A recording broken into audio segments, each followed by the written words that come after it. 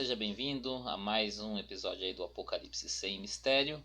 E vamos aí dando continuidade ao capítulo 11 de Apocalipse, que é uma continuação do interlúdio, tá? Então temos um interlúdio no capítulo 10, com o João e o livrinho, e agora um interlúdio no capítulo 11, que fala a respeito das duas testemunhas. Tá ok? Então vamos lá, sem demora, vamos ao nosso texto, e vamos aí no capítulo 11, iniciando.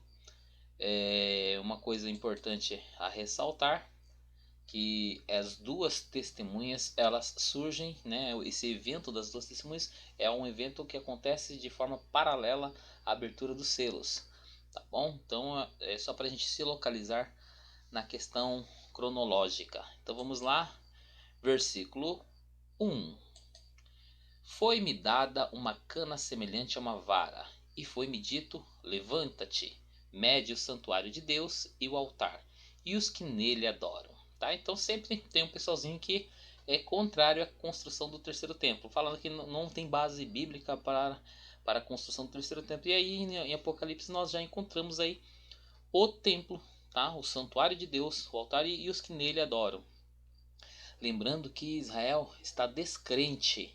Tá? O período da tribulação é de uma nação descrente, uma nação que não realmente crê naquilo que é a verdade da palavra de Deus, que é Jesus.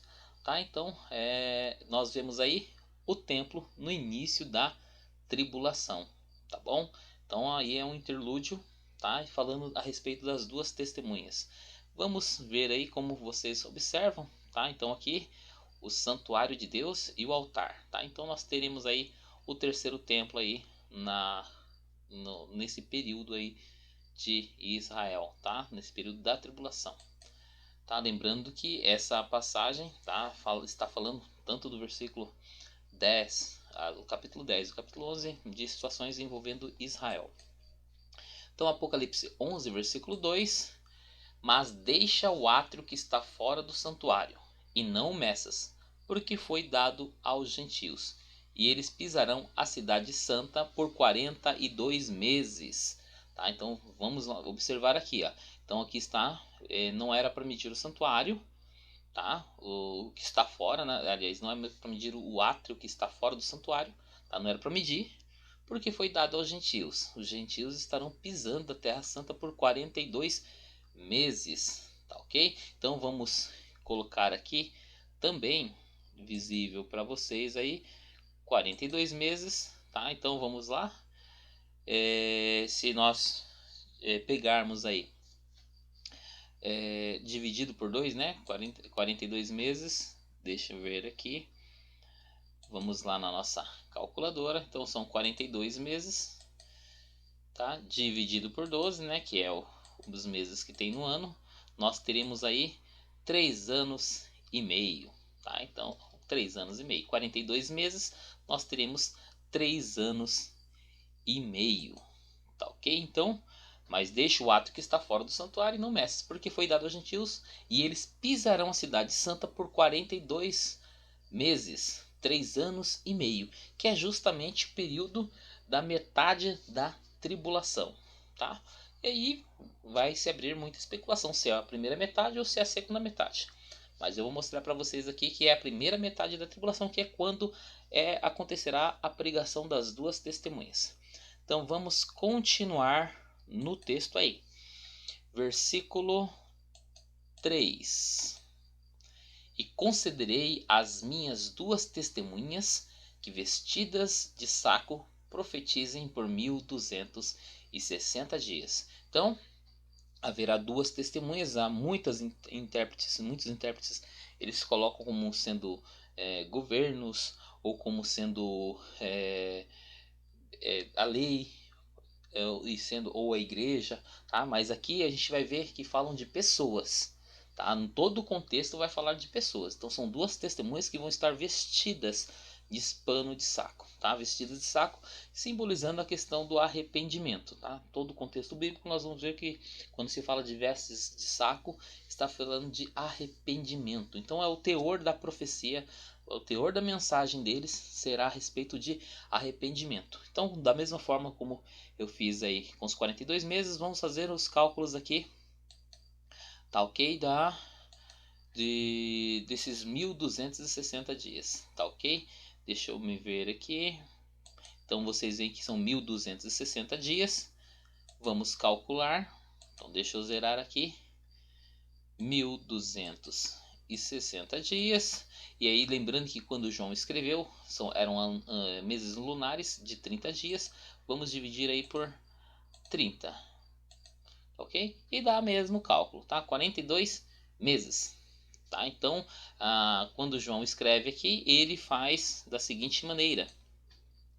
Ele dá dois tipos de referências cronológicas, né? Dois tipos de referências temporais para que a gente possa calcular.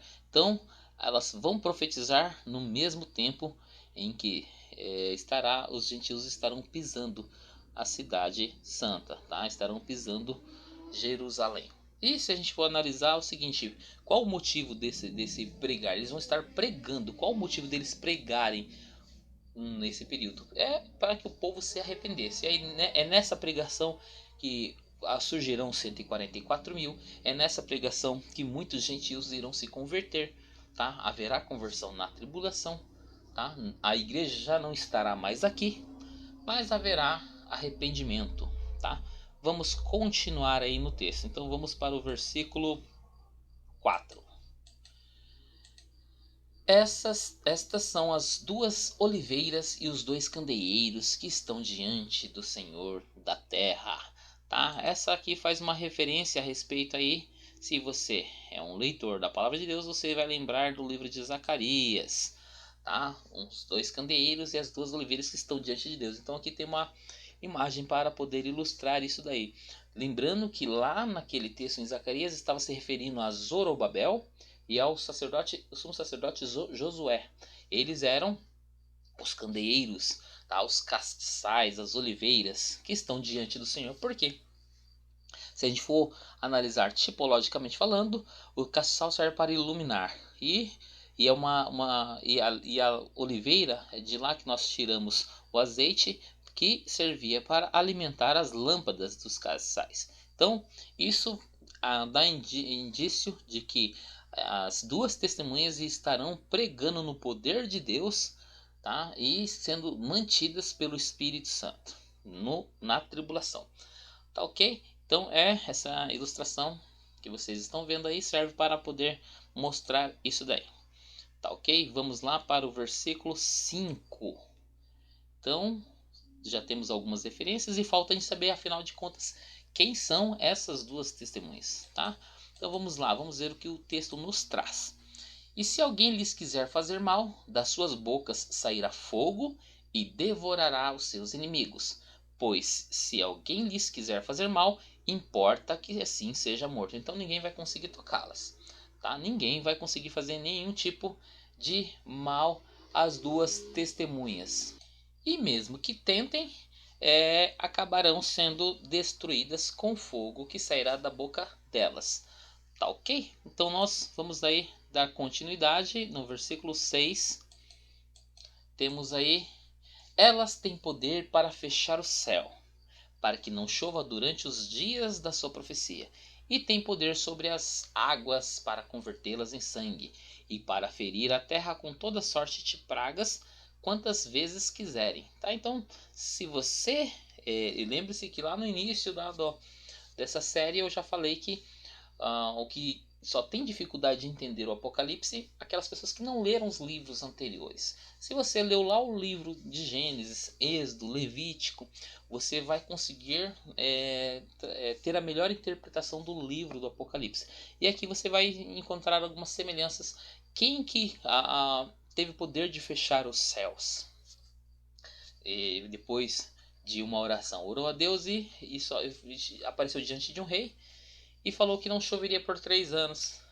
Quem foi esse? Elias. Então aqui a gente já tem um indício de quem pode ser uma das testemunhas. E a outra de convertê-las as águas em sangue. Se você se remontar ao período do Êxodo lá, você vai ver que Moisés foi quem tocou nas águas e Deus fez com que as águas se tornassem em sangue. Tá? Além de outras pragas. Então, já de antemão, coloco aqui as duas testemunhas são Moisés e Elias. tá? As características apontam tudo para eles, tá bom? Vamos continuar aí, versículo 7. E quando acabarem o seu testemunho, a besta que sobe do abismo lhes fará guerra, e as vencerá e matará. Então, quando elas terminarem 3 anos e meio de profecia, aí a besta, o anticristo, fará guerra a elas e as vencerá e aí matará. Tá bom? Então, quando se cumprir o período de profecia, elas vão ser mortas. Aí cai a grande discussão sobre esse tema. Que em Hebreus 9:27 diz o seguinte, que cabe ao homem morrer uma única vez. E aí se questiona, é muito aceito a ideia de ser Elias, mas se questiona a ideia de ser Moisés. Porque Moisés morreu. Lá, você pode acompanhar no livro de Deuteronômios, Moisés morreu. Só que lá em Judas, na epístola de Judas, você vê que Satanás brigava a respeito, né? Lutava com Miguel a respeito do corpo de Moisés. Tudo indica, tá? E é muito possível, eu acredito que é bem plausível essa ideia, de que Deus tomou para si Moisés, tá? Porque não foi achado o corpo dele, tá? Tanto que Satanás debatia-se com respeito ao corpo de Moisés. Então Moisés pode ter morrido e justamente todo mundo desceu do monte onde estava e Deus ressuscitou ele, tá? Então imediatamente, então é como se fosse a ressurreição de Lázaro, morreu 4 dias, ressuscitou e Lázaro tornou a morrer. Tá? Assim como foi todas as outras ressurreições que há na Bíblia, tá? Com exceção da ressurreição de Cristo, que Cristo, quando ressuscitou, ressuscitou com o corpo glorificado, e ele mesmo é a primícia entre os mortos. Ele é o primeiro a ressuscitar para nunca mais morrer. Tá? Então, é essa a explicação válida para esse texto aqui. Então, as duas testemunhas são Moisés e Elias, tá bom? Segundo as descrições que é passada e segundo esse raciocínio que eu expus para vocês. Tá ok? Então vamos lá no versículo 8. E jazerão seus corpos na praça da grande cidade, que espiritualmente se chama Sodoma e Gomorra. Ali, Sodoma e Egito, onde também o seu Senhor foi crucificado. Ou seja, aqui está falando de Jerusalém. A questão espiritual de Jerusalém vai estar tão precária, uma situação tão deplorável diante de Deus, que ela é taxada como Sodoma e Egito. Tá? Tamanho o distanciamento que Israel terá de Deus nesse momento. Tá bom? Então vamos lá, versículo 9.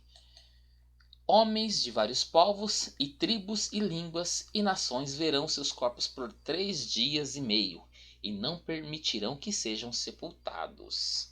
Tá? Então o pessoal vai estar comemorando, de vários povos, tribos e línguas e nações, ou seja, vai ser exposto para o mundo inteiro. Da mesma forma, hoje, como nós vemos aí as lives, os vídeos do outro lado do mundo, todo mundo terá acesso e todo mundo vai comemorar, tá?